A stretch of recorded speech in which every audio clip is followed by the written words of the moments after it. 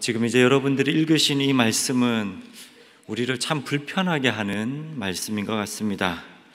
귀신 들린 어린 딸을 둔 어머니의 절규 앞에 제자들과 예수님의 반응은 너무 냉담합니다.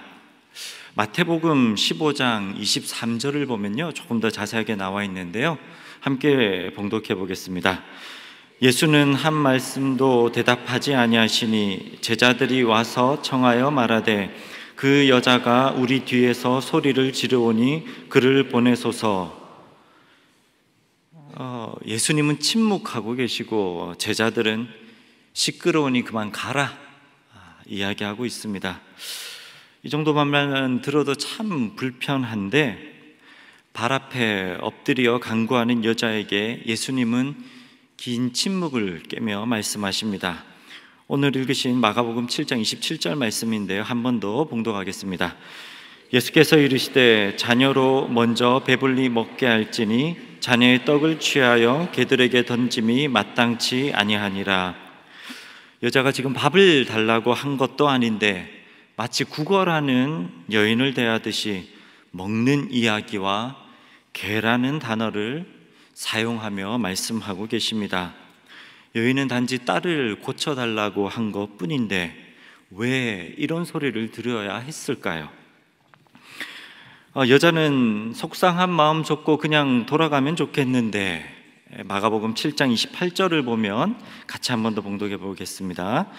여자가 대답하여 이르되 주여 올소이다마는 상아래 개들도 아이들이 먹던 부스러기를 먹나이다.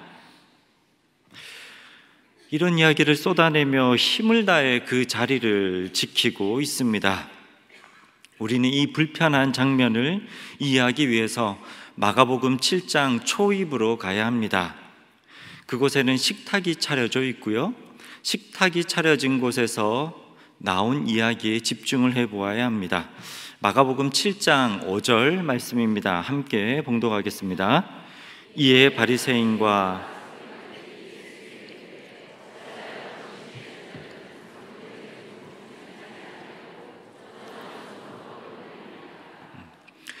이 유대인들에게는요, 식사 자리는 자신들이 누구인지를 보여주는 자리입니다. 자신들만이 하나님의 선택된 백성이라 여겼고, 선택된 백성의 가장 큰 표지는 거룩이라고 말했던 자들입니다. 거룩하기 위해서 가장 중요한 것은 부정한 것을 피하는 것이었습니다. 혹여라도 부정하게 되면 반드시 행해야 하는 것이 전결 예식이라는 것이었습니다. 바리새인과 종교학자들이 예수님을 찾아와 묻고 따지고 있습니다.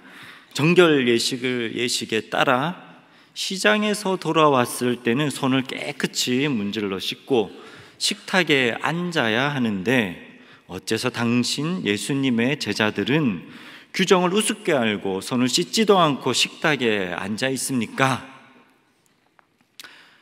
궁금해서 물은 질문이 아니라 예수님과 예수님의 제자들은 부정하다라는 고발입니다. 거룩하지 못한, 부정하지 못한 예수님의 제자들은 너무 불결함으로 우리 거룩한 바리새인들의 식탁에서 같이 식사할 수 없습니다, 이 말입니다. 이에 예수님께서는 이렇게 대답해 주셨습니다. 마가복음 7장 15절에서 16절까지 말씀입니다. 제가 함께 봉독하도록 하겠습니다. 무엇이든지 밖에서 사람에게 들어가는 것은 능히 사람을 더럽게 하지 못하되 사람 안에서 나오는 것이 사람을 더럽게 하는 것이니라. 이 말씀 앞에 잘 이해하지 못하고 어리둥절해하는 이들을 위해 예수님께서는 그곳을 벗어나 두로라는 이방 땅을 향해 가십니다. 그리고 이방 땅에서 또 하나의 식탁을 차리십니다.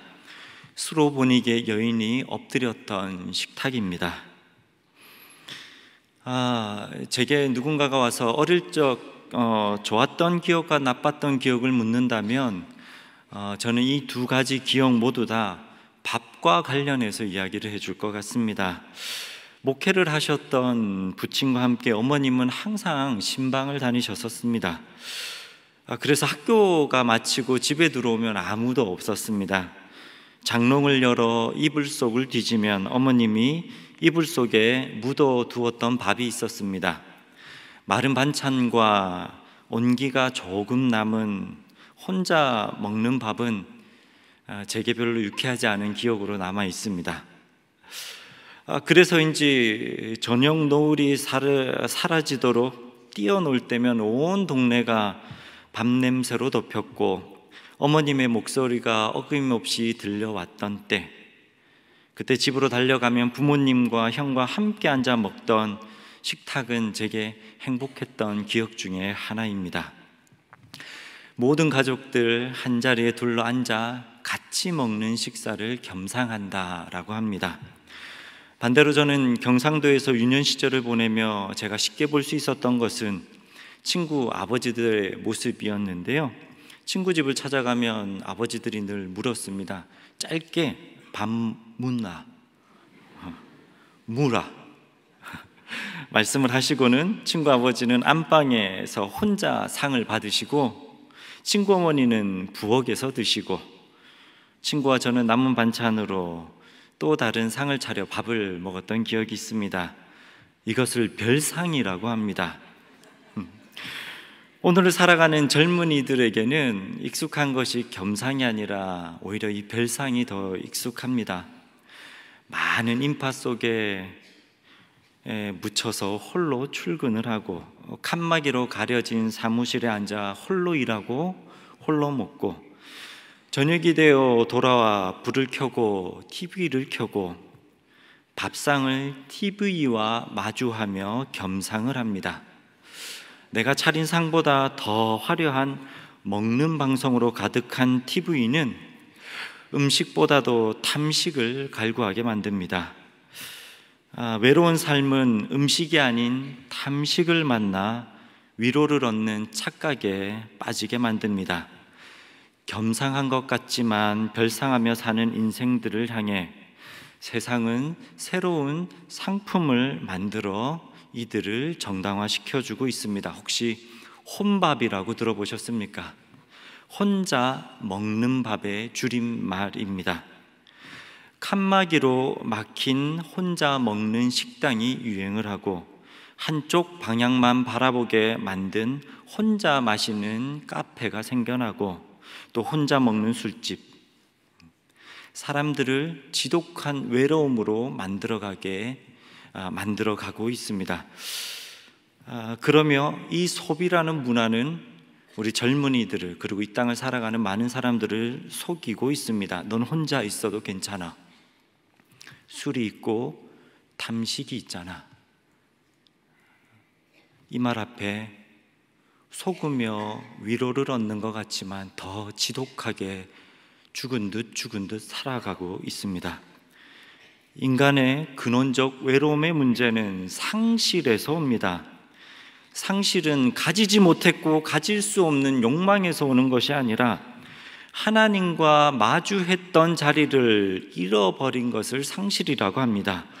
죄로 인해 하나님을 잃어버린 인간은 스스로 내 모습과 홀로 대면해야 했고 하나님 없이 살아야 하는 아픔과 하나님을 떠나온 외로움을 마주해야 했습니다.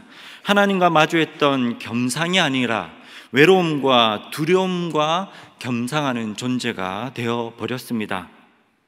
하나님으로부터 떠난 이 모습을 가지고 성경은 부정하다 이야기하고 있습니다. 하나님의 형상을 잃어버린 인간을 거룩하지 못하다라고 말하고 있으며 부정하다라고 말하고 있습니다.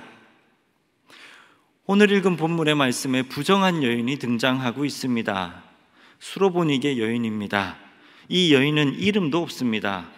이름인 것 마냥 길게 늘어붙어 놓은 수식어만 있습니다. 두로라는 이방 지역에 사는 더러운 귀신 들린 어린 딸을 둔 헬라인이요 수로보니게의 족속 여자라. 이 말을 풀어보면 부정하고 더럽고 더러운 여자라, 이런 뜻입니다. 아주 더럽게 여겨졌던 이방 지역 두로에 살았던 여자고 또 더러운 것 중에서 가장 더럽게 여겨졌던 귀신 들린 여자였고, 당시에 인구로 세지도 않았던 여자와 아이, 귀신 들린 아이를 두었던 어머니였고, 완전 이방인인 헬라인이었고, 수로보니게 족속인 여자였습니다. 이 부정한 소개 앞에 우리의 관심은 귀신 들린 아이를 향할 수도 없었습니다. 왜냐하면 더 부정하였기 때문에 이 여인에게 모든 시선은 맞춰지게 됩니다. 이 부정한 여인에게 예수님의 위로가 있어도 시원찮을 판에 예수님은 개라고 칭하고 있습니다. 마치 상에 앉아 있는 것 같은 자세를 취하며 개에게 줄 것이 없다라고 말씀하신 예수님과 엎드려 예수님께 개에게 줄 부스러기만이라도 달라고 하는 여인의 모습은 우리를 너무 불편하게 만듭니다. 그런데 이 불편함은 다시 우리로 궁금해 하게 합니다. 예수님께 찾아온 이들을 향해 이유 없이 예수님께서 혹시 홀대하셨던 적이 있습니까? 예수님을 향해 소리치던 자들을, 예수님 앞에 엎드렸던 자들을 향해 예수님께서 함부로 대했던 적이 있습니까? 거라사 광인 가다라 지역의 군대 귀신 들린 자가 무덤에 나왔을 때 예수님은 그 부정함을 상관하지 않으시고 고쳐주셨습니다. 그리고 예수님은 무엇보다 예수님 모두가 부정하다 말하는 세리와 창기의 친구라 불리셨던 분이십니다. 이런 분이 굳이 개라는 표현을 이방에게 쓰신 이유가 있다면 다른 뜻이 있는 것입니다. 그것이 무엇이냐면 자신들을 스스로 거룩하다, 정하다, 깨끗하다, 우린 양이다 칭하는 바리새인과 종교 지도자들을 향한 예수님의 물음이었습니다. 너희는 정말 거룩하냐? 진짜 부정한 것은 무엇이냐? 더러운 귀신 들린 아이냐? 아니면 수로보니게 여인이냐? 아니면 너희가 개로 여기는 이방인들이냐? 부정함에 대해서 계속 묻고 계시는 것입니다.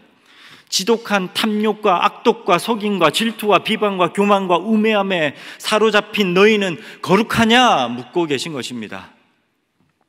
영국 옥스퍼드 대학을 졸업한 모건 갓윈이라는 선교사가 미국 버지니아에서 사역할 때였습니다. 노예들의 회심을 돕기 위해서 애를 쓰고 힘을 다할 때, 이때 기독교인이었던 노예들의 주인이 찾아왔습니다. 그리고 이런 얘기를 합니다. 뭐야 저것들은, 그 검은 개들이 기독교인이 된다는 것이 말이나 돼? 그들이 우리처럼 된다는 것은 말도 안 되는 것이지.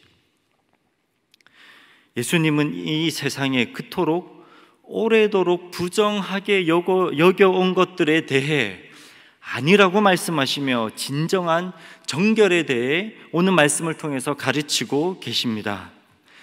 정결하게 되는 것은 왕에게 달려 있습니다. 아무리 천한 사람이라도 왕의 부름 앞에 그를 부정하다 할 수가 없습니다.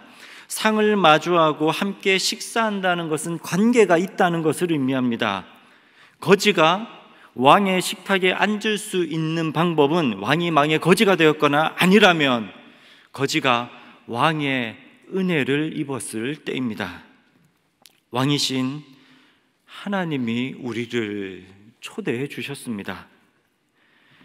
왕이신 하나님이 우리를 초대하는 장면을 시편은 이렇게 노래를 합니다. 원수들의 목전에서 하나님께서 우리에게 상을 베푸셨습니다. 원수들 앞에서 하나님은 당당하게 이 사람이 나와 관계가 있다라고 말씀해 주십니다. 하나님을 잃고 애굽의 개보다 못한 노예였던 이스라엘을 향해 하나님이 구원해 주시던 그날 저녁, 하나님은 찾아와 저녁 식탁을 마련하셨습니다. 비록 급하게 먹고 떠나야 하는 유월적 식탁이었지만 이 식탁 교제로 말미암아 시작된 이스라엘 민족은 주인이 누구신지, 그들을 다스리는 이가 누구신지 그들이 알게 되었고 하나님이 선포하시는 그 순간이었습니다. 모두가 굶어 죽을 것이라 확신했던 광야 생활 중에서도 하늘로부터 내리는 광야 식탁의 만나의 생명의 주관자이신 하나님께서 그들과 상을 차리시고 겸상하시는 순간이었습니다. 이제 이스라엘에게 그리고 이방인 된 우리에게 예수 그리스도께서 실제로 임재하신 하나님이 되셔서 최후의 만찬을 차리시고 제자들과 그리고 우리와 함께 겸상하고 계십니다. 이뿐만 아니라 우리 인생의 마지막은 천국 잔치가 차려지게 되고 그 자리에 우리는 앉게 되며 하나님과 겸상하여서 영원히 살게 된다는 것이 하나님께서 우리에게 약속하여 주신 말씀입니다. 예수님은 유대인들이 흔히 부정하다고 여기는 이방인 여인과 대화함으로써 종교 지도자들의 종교성에 가리워진 부정함을 다 이끌어내시고 부정한 여인과 비교를 통해 참된 정결을 오늘 말씀을 통해서 계속 전해주고 계십니다. 비록 식탁 아래 엎드려 겸상한 여인이었지만 여인의 고백은 명확하고 확신에 차 있습니다. 마태복음에서는 제 주인의 상, 내 주인의 상, 내 하나님의 상이라는 표현을 쓰고 있습니다. 예수님이 나의 주인이 되어주시고 주인이 되신 예수님의 상에서 떨어지는 부스러기를 먹는 자신을 예수님의 것이라고 표현하고 있습니다. 이 고백으로 말미암아 예수님은 그 여인의 부정하고 더러운 여인의 주인이 되어주셨고 그 정결하고 거룩하신 예수님께서 그 정결함과 거룩함을 여인에게 입혀주셨습니다. 이 놀라운 고백 안에서 여인은 정결하게 된 것뿐만 아니라 그 여인의 딸에게서 귀신이 떠나감을 경험하게 됩니다. 예수님이 그 딸아이를 찾아가 만나주신 것도 아니었습니다. 하물며 제자들이 찾아가 기도한 것도 아니었습니다. 여자는 혼자 집에 돌아가 보았더니 아이는 멀쩡하게 나 있었습니다. 아이가 낳게 된 경위나 이유나 어떤 것도 명확히 설명하고 있지 않습니다. 그냥 말씀에는 이 말을 하였으니 돌아가라.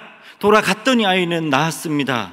귀신이 어떻게 나갔는지 설명도 없습니다. 낳는 장면에 대한 어떤 이해도 필요치 않습니다.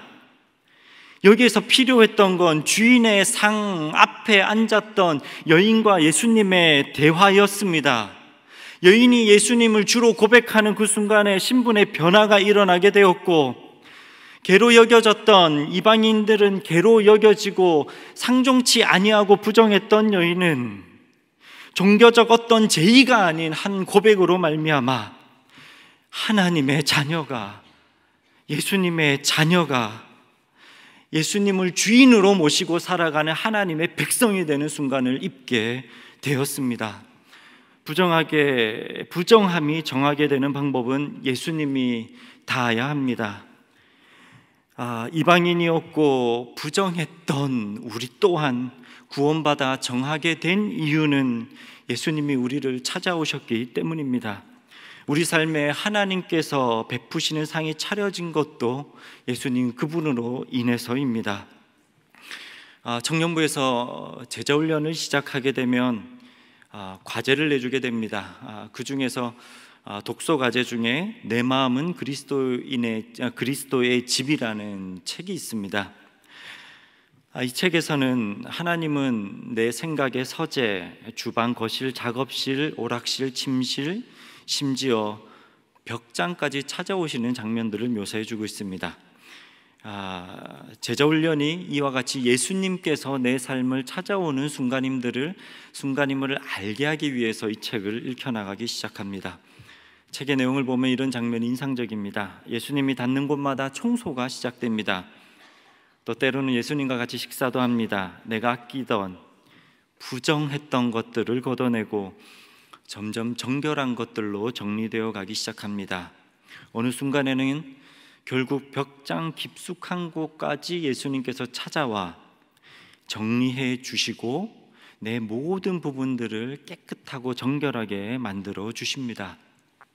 예수님을 구주로 영접하는 자들 안에 일어나는 변화에 대해서 아주 잘 설명하고 있습니다. 그리스도인으로서 살아가는 제자의 걸음에 가장 중요한 것은 예수 그리스도께서 찾아와 내 삶을 정결케 하시고 이끌어 가시고 새롭게 하시는 일들이기 때문입니다. 이 땅에 복음이 들어올 때 이 땅에 악독했던 구습과 악습들이 있었습니다. 특별히 영성과 인권과 신분의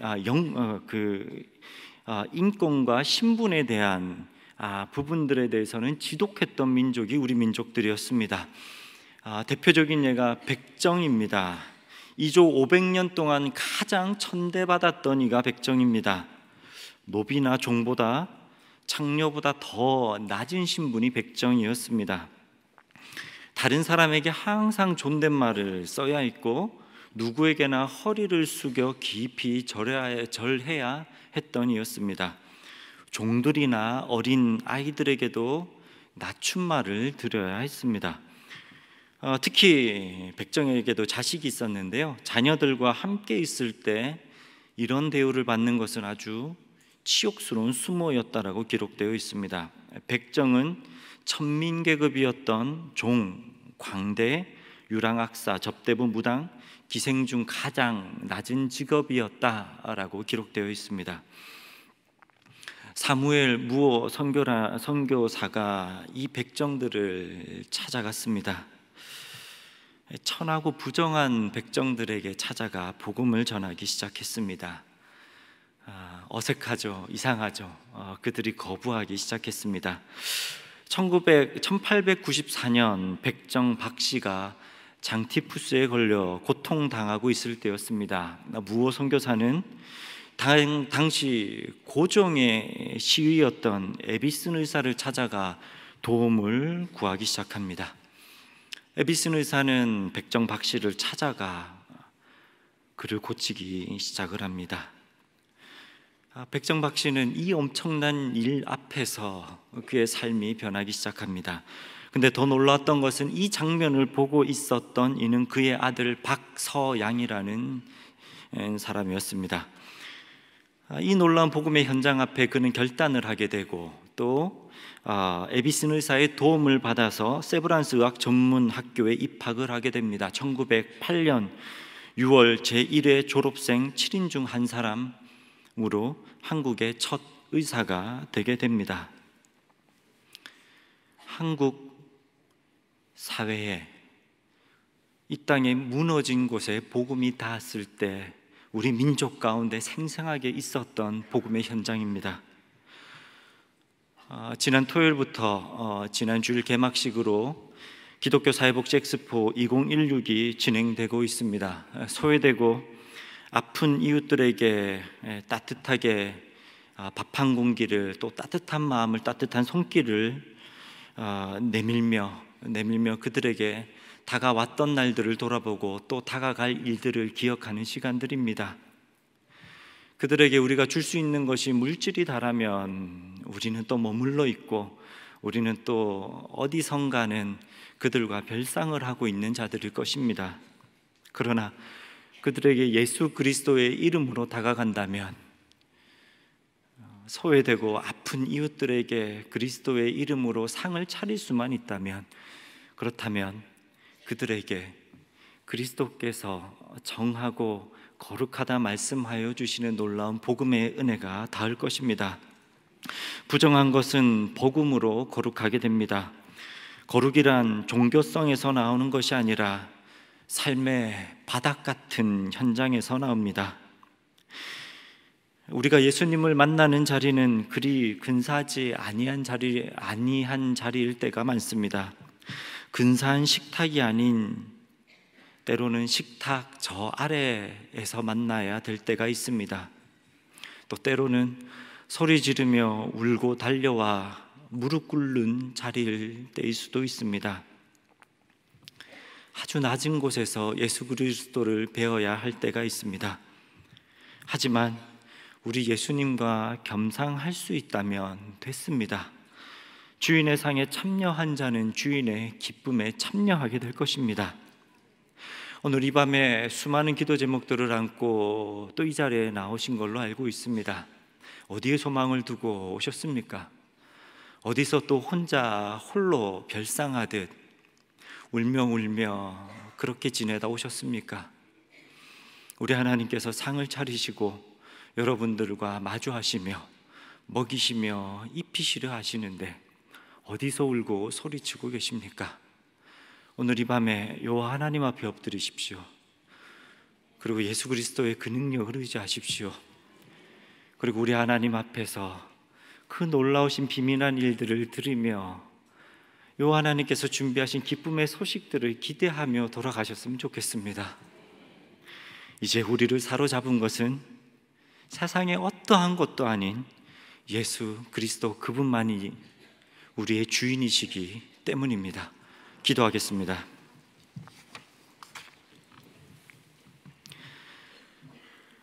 어두운 곳에서 때로는 짐승처럼 울었던 자들이며 외로움을 날마다 겸상하듯 두려움을 겸상하듯 살았던 자들이며 하나님이 없는 상실감들을 세상의 탐식과 지독한 이야기들로 채우려 했었던 이 부족한 자들을, 이 더러웠던 자들을, 부정한 자들을 우리 주님 찾아와 주신 그 은혜에 감사드립니다. 이제 원수의 목전에서 우리에게 상을 베푸시고 우리에게 기름을 바르시고 우리의 잔을 넘치도록 부으시는 그 하나님의 은혜를 누리는 자녀로서 살게 하여 주시옵소서. 때로는 아프고 힘들지라도 여호와 하나님, 우리 하나님 되심을 기억하며 살게 하여 주시옵소서. 무너지는 순간마다 예수 그리스도가 나의 주 되심을 고백하며 그 주 되신 하나님을 진정으로 고백하기에 믿음의 삶의 고백이 있기에 우리가 당당히 그리스도의 은혜 가운데 살아가게 하여 주시옵소서. 우리 주님께서 우리에게 베푸신 은혜의 상을 감사드리며 우리를 또한 맞이하시며 하늘나라의 기쁨의 잔치상을 주실 그 은혜에 감사드리며 예수님의 이름으로 기도합니다. 아멘.